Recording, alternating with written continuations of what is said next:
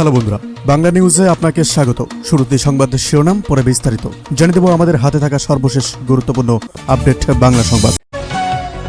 আটক করা হলো কাদের? গোয়েন্দা সংস্থাগুলো পদ্মা সেতু এলাকায় অভিযান চালিয়ে 3 জনকে আটক করেছে। তাদের কাছে থেকে পাওয়া ম্যাপ এবং বিস্ফোরক কোনো বড় ষড়যন্ত্রের অংশ ছিল।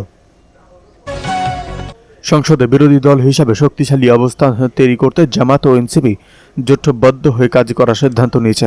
এই নতুন শক্তি কি রাজপথে সরকারের প্রধান প্রতিপক্ষ হয়ে উঠতে পারবে?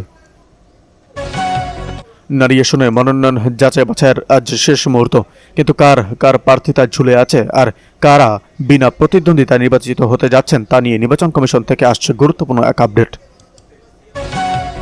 সরকারি প্রাথমিক বিশ্ববিদ্যালয় নিয়োগ পরীক্ষায় বড় পরিবর্তন। আগামী নিয়োগ পরীক্ষা থেকে প্রশ্নপত্রের ধরনে আমূল পরিবর্তনের সিদ্ধান্ত নিয়েছে মন্ত্রণালয়। কিন্তু চাকরি প্রার্থীদের জন্য এই পরিবর্তন কি আশাবাদী নাকি নতুন বাধা? আশ্রয়ন প্রকল্পে আরও 50,000 ঘর ভূমিহীনদের জন্য প্রধানমন্ত্রীর বিশেষ উপহারের পরবর্তী ধাপে শুরু হচ্ছে। কোন কোন জেলা মানুষ এবার অগ্রাধিকার পাচ্ছেন? সুপ্রিম কোর্টে ভার্চুয়াল শুনানিতে 3 নেতার ভাগ্য নির্ধারণ।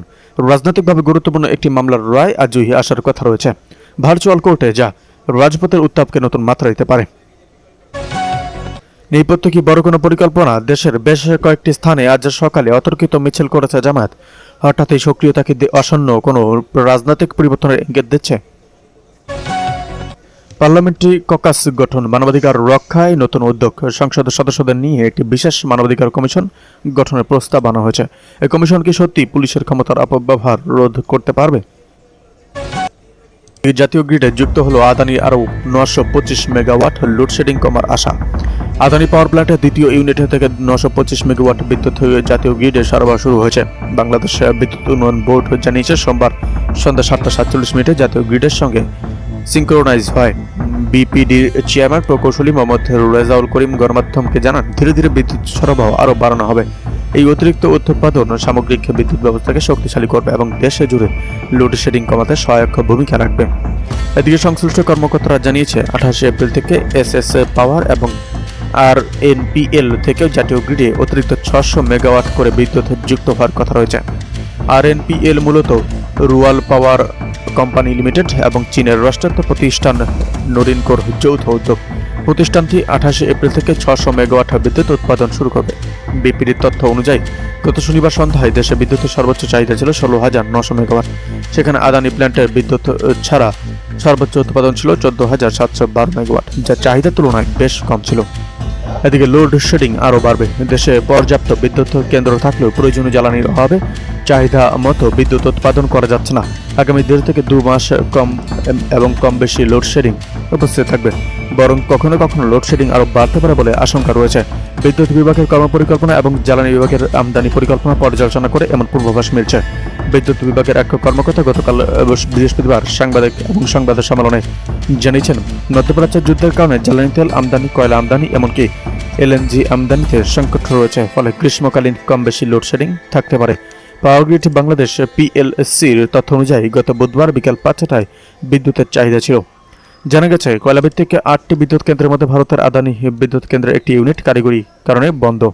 সংশ্লিষ্টরা জানান, মধ্যপ্রাচ্য যুদ্ধের কারণে জ্বালানি পণ্য, বিশেষ করে জ্বালানি তেল, কয়লা ও এলএনজি আমদানিতে কিছু সংকট তৈরি হয়েছে। এছাড়া আওয়ামী লীগের সময়ে পুঞ্জীভূত বিপুল বকেয়া, লোকসান ও অর্থ পাচারের কারণে তৈরি হওয়া আর্থিক সংকট পরিস্থিতিকে আরও কঠিন করে তুলেছে। কারণ ইরান যুদ্ধের পরে সরকার তার নিয়মিত উৎস থেকে যে জ্বালানি তেল আমদানি করত সেটা বাদ দিয়ে বিকল্প একাধিক উৎস থেকে আমদানি করছে। তবে সেক্ষেত্রে উন্মুক্ত দরপত্র বা G2G চুক্তির মাধ্যমে আমদানির চেয়ে অনেক বেশি মূল্য পরিশোধ করতে হচ্ছে। এদিকে জ্বালানি সংকট সুপারিশ দিতে সরকারি ও বিরোধী দলের সমন্বয়ে 10 সদস্যের কমিটি। বিরোধী দলের প্রস্তাবের পরিপ্রেক্ষিতে জ্বালানি পরিস্থিতি নিয়ে আলোচনা করে সুপারিশ দেওয়ার জন্য সরকারি দল ও বিরোধী দলের সদস্যদের সমন্বয়ে 10 সদস্যের একটি কমিটি গঠন করার কথা জানিয়েছে প্রধানমন্ত্রী তারেক রহমান। আজ বৃহস্পতিবার জাতীয় সংসদে এ তথ্য জানান তিনি। প্রধানমন্ত্রী সরকারি দলের পক্ষ থেকে কমিটির 5 সদস্যের নামও প্রস্তাব করেন। সেই সঙ্গে তিনি বিরোধী দল থেকে 5 জন সদস্যের নাম দেওয়ার আহ্বান জানান। পরে বিরোধী দলীয় নেতা শফিকুর রহমান সংসদে জানান, তারা শীঘ্রই 5 জনের নাম দেবেন।